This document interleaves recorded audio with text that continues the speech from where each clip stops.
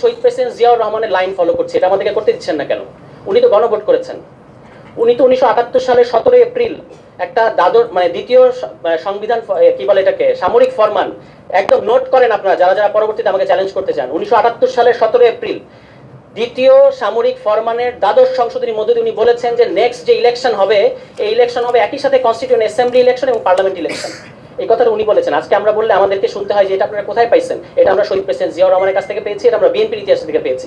দুর্ভাগ্যজনক ব্যাপার হচ্ছে আজকে বিএনপির ওই ইতিহাসটা মানতে চাচ্ছে না বা স্বীকার করতে চাচ্ছে না। এখন আপনি আমাকে প্রশ্ন করতে পারেন যে ওই কথা যদি শহীদ প্রেসিডেন্ট জিয়াউর রহমান বলে থাকেন, ওটা কিন্তু একটা গ্যাজেটেড, ভাইরা ওটা একটা গ্যাজেটেড ফরমান, সুতরাং এটাকে আপনি অস্বীকার করতে পারবেন না, পার্ট অফ আওয়ার হিস্ট্রি। প্রশ্ন হচ্ছে উনি পরে করলেন না কেন? করলেন না আমার ধারণা কোনো মাথা মোটার উকিল এসে ওনাকে বুদ্ধি দিয়েছেন যে আপনাকে এটা করতে হবে কেন, আপনি পার্লামেন্টে জিতবেন, জেতার পরে পঞ্চম সংশোধনী করবেন, তাহলেই তো কাজ হয়ে যাচ্ছে। হ্যাঁ, কাজ হয়েছে, যতদিন উনি জীবিত ছিলেন কাজ হয়েছে। এবং দেখেন যখন বিএনপি পাওয়ারে নেয়, আওয়ামী লীগ এসে 2008 সালে কি বলছে? পঞ্চম সংশোধনী অবৈধ। আজকে পর্যন্ত পঞ্চম সংশোধনীর স্ট্যাটাস কি? এটা অবৈধ। বিএনপি এসে এটাকে আবার বলবে যে হ্যাঁ এটা প্রয়োজন ছিল, এটা বৈধ।